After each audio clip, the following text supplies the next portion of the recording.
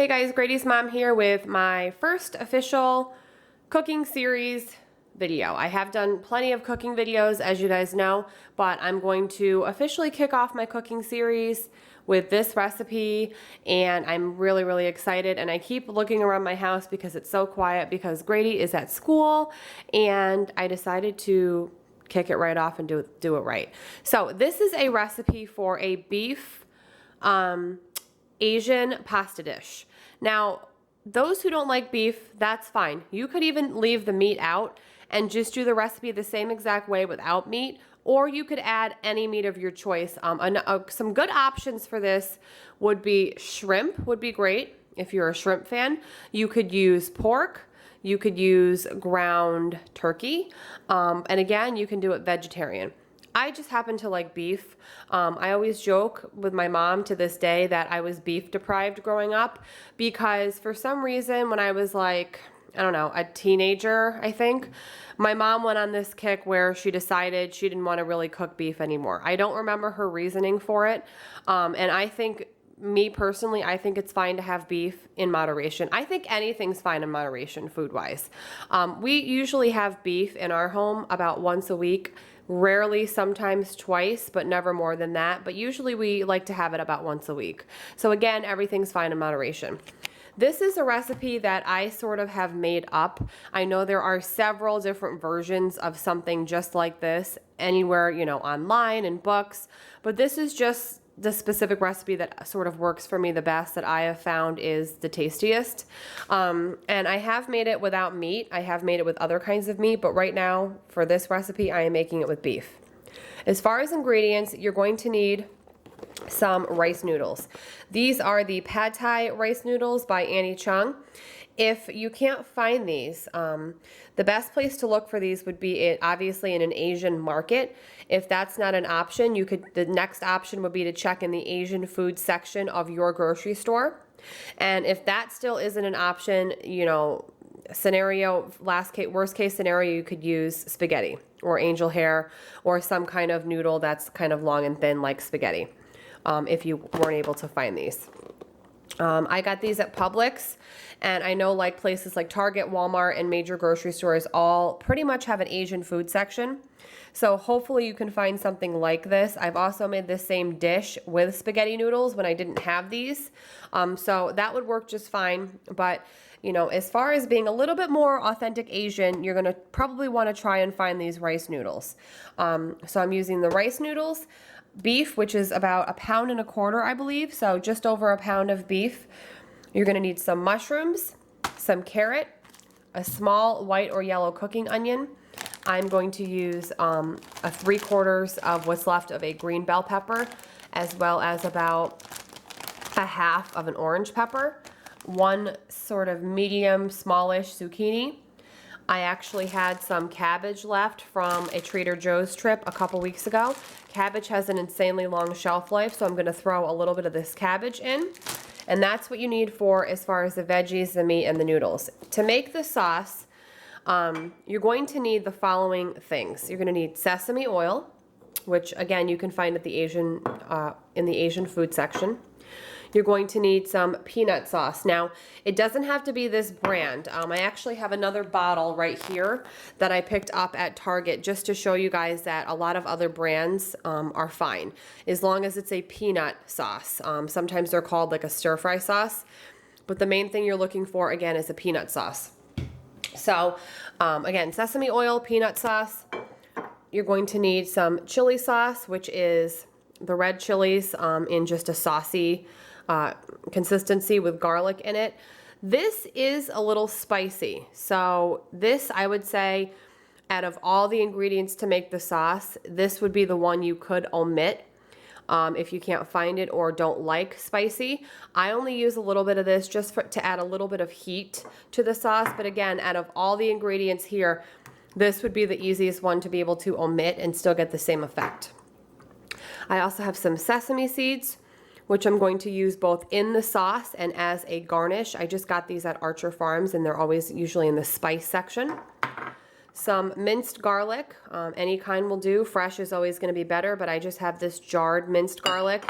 And then lastly, soy sauce, which is readily available everywhere. You can also use the low sodium soy sauce if you prefer that. So let me go ahead first, and I'm going to get the meat frying in the pan, and while the meat is frying up, I'm going to get the veggies prepped to go into the stir fry. Okay guys, so the first step, my ground beef is fully cooked, and I have it in a colander, and I'm draining all the fat out. I would highly recommend taking the time to do this, because not only is it a lot healthier, you're also getting rid of any of that nasty fat flavor. And again, who doesn't want to be a little bit more healthy where they can? So I have my beef draining. I have all of my veggies on this just big paper plate ready to go. I just sliced my zucchini, my pepper, the mushrooms were pre-cut, the carrots were pre-cut, and the cabbage was already shredded. So all I have left to do is just cut out my onion. In the meantime, I'm going to use the same pot that the meat fried in, and I'm going to get all these veggies in here. And they are definitely going to wilt down quite a bit, especially the cabbage. So right into the hot pot that the veggies were in. And I have it on about medium high for now. So I didn't add any oil or anything. And I'm just kind of pressing it down a little bit. So I'm just going to let this hang out for a couple minutes. I have my water boiling. I'm going to drop my noodles in, get my onion sliced up, and give this a stir. Okay guys, so my veggies have been in for a few minutes. When I tossed them around, they looked a little bit dry. There wasn't a lot of fat residue left over in the pan from the meat. So I just added some sesame oil. I kind of just did one of these, and it really helped a lot. I can't get too close because it'll fog up. But as you can see, they have already begun the shrinking process because they're cooking down, especially that cabbage. It wilts really, really fast. So the mushrooms and zucchini and everything are starting to get a nice, see, it fogs up, kind of caramelization around the edges. So I turned the heat down to just almost medium, like just under medium. So I'm just going to let that do its thing and just kind of keep a close eye on it. Back over here, I have my pad thai noodles that have drained and they cooked. They're perfect consistency. So I just have them sitting in the colander. I have my ground beef that's fully drained sitting on this paper plate. It's a waxy plate, so it's not going to leak through. And now I'm going to go ahead and I'm going to use the same pot that I cooked the pad thai noodles in. So it's not even washed or anything. It just had the pad thai noodles and water. I'm going to go ahead now and use this same pot to create the sauce for this dish. So let me go ahead and get my tripod set up. Okay, so first I'm going to take my peanut sauce here. And I have made this recipe so many times that I don't need to measure because I've done it so many times. However, for those watching, I realize you guys haven't, which is why I'm always going to type up all the instructions, the amounts, and then the method to make the dish down below. So that is why I'm not exactly telling you guys how much of each thing, just because I have it down to a science by eyeballing it. So I have my peanut sauce in first. Next going in is my soy sauce.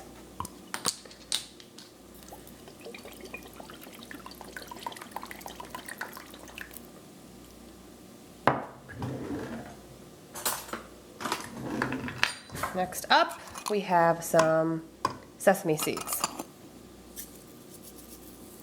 We're also going to use those to garnish. Next, I have my chili sauce, which again is optional. I like it because it adds a little bit of heat. That is what it looks like.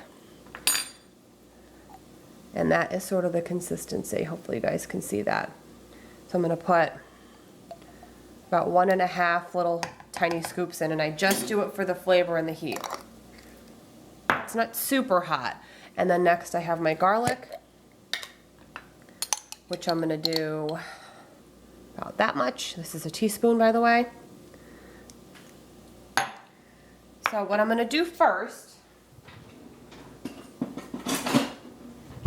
is sort of go ahead and combine it. Now the pan is still hot from the noodles, which is good because it will help bind everything and loosen everything up. So I'm giving it a stir first, and I'm going to add my sesame oil after. Just want to loosen it up a little bit. smells really good too. I love that peanut sauce. I love to dip things in it. Okay, so I'm gonna grab my sesame oil from over here, which again looks like that, and then just go ahead and add some of that in here. Then I'm gonna go ahead and give it another stir. And the fact that the pot is hot helps, like I said, to loosen it up and combine it. Another thing about using the same pots when you can is less dishes for you to clean. So I fried the meat in the same pot that the veggies are now cooking in, and I boiled the pasta in the same pot that I am making this sauce in. So rather than 4 pots or 3 pots in a bowl, I'm using 2 pots, which anytime I can take a pot away that I have to clean, I will take it.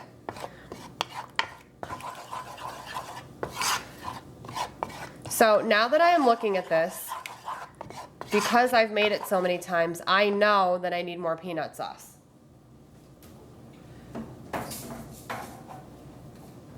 So I'm gonna go ahead and grab my backup peanut sauce that I showed you guys, the one from Target.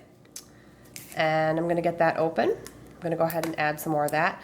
I'm really glad I bought this backup peanut sauce because I didn't think the one I had enough in it. So I'm gonna get this one opened. Smells really good. I also turned my veggies off, guys. Since I'm doing this segment right now, I didn't want to worry about them burning. So they are sitting in a hot pan with no heat on them. Alrighty, so I have this peanut sauce open, the new one. And I'm gonna go ahead and get a little bit more of that in. And then again, we're gonna stir it up because we want to combine the new peanut sauce into the existing sauce. It smells so good. I love the smell of peanut sauce.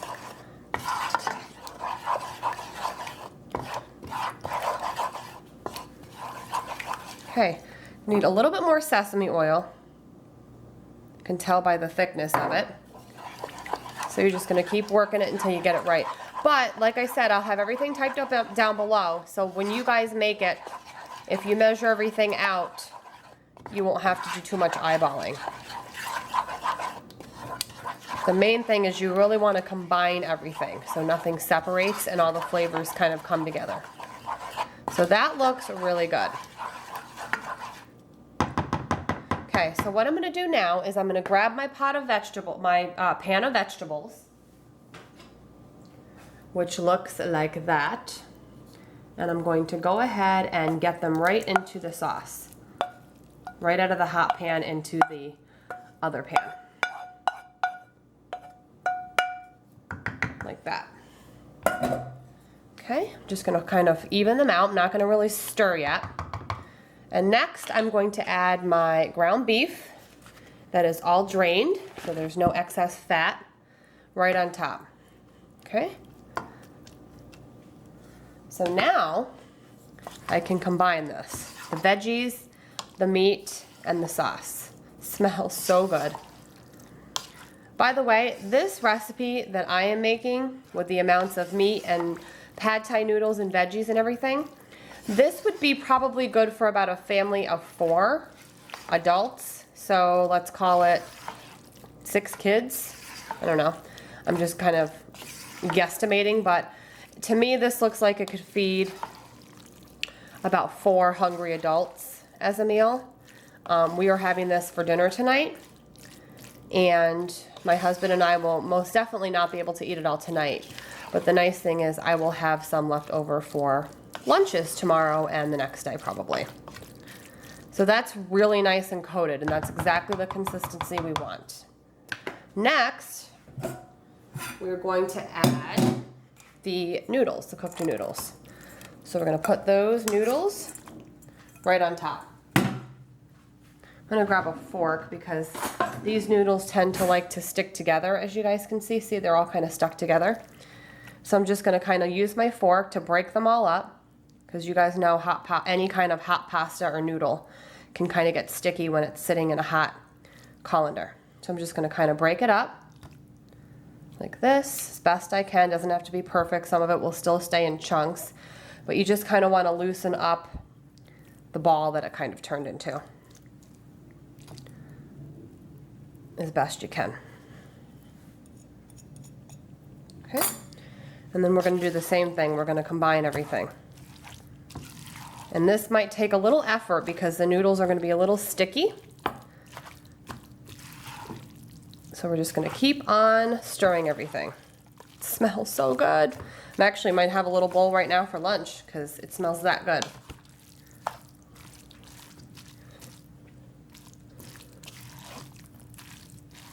So you just want to work the meat and the veggies right into the noodles and just keep folding it over. And eventually it will all be the perfect consistency.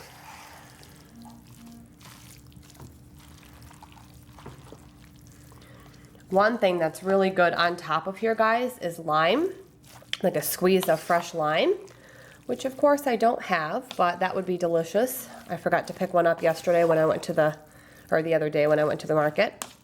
But a nice squeeze of fresh lime would be delicious on here. I'll be sure to add that into the description box to remind you guys who are gonna make this, who need to get like a shopping list together. So that is kind of the perfect consistency that I'm looking for as far as being mixed in. So let me go ahead now and get a kind of closer view for you. So see how it's all well combined, and it's not juicy, like there's no juice in the bottom there. It's just kind of coated. You don't want it to be too saucy or goopy. You want it to still have that nice bite where it's coated but not goopy, if that makes sense. So let me go ahead and plate a little plate up for myself to show you guys how it looks out of the pan. And I'm gonna garnish it with some sesame seeds. So let me go ahead and do that now. So here it is, guys, out of the pan, sort of plated up in my little rice bowl. I'm gonna go ahead and have this little portion actually for myself for lunch with my chopsticks. You don't have to use chopsticks, obviously. I just like to eat Chinese food or Asian food with chopsticks, but it's so yummy and delicious. I just sprinkled a little bit of sesame seeds on top, and I just really love how like everything is kind of caramelized, like the mushroom is nice and browned. And again, if I had a fresh lime, I would squeeze a little wedge of fresh lime over top of this just to give it a little bit of that citrus flavor. But it's super delicious and yummy, and I have a huge pot of it left for dinner tonight. And I'm just going to wait for this to cool down a little bit, put it in a big Tupperware, and then dinner is all set tonight. I just have to heat it up really quick. But it's super delicious and yummy, and there's a lot of different variations to this. I will type up down below the way that I made it, and then you guys can kind of do your own version of it or copy mine. I hope you guys enjoyed this first recipe in my cooking series. Have a great day, and I will see you guys all very soon. Bye, guys.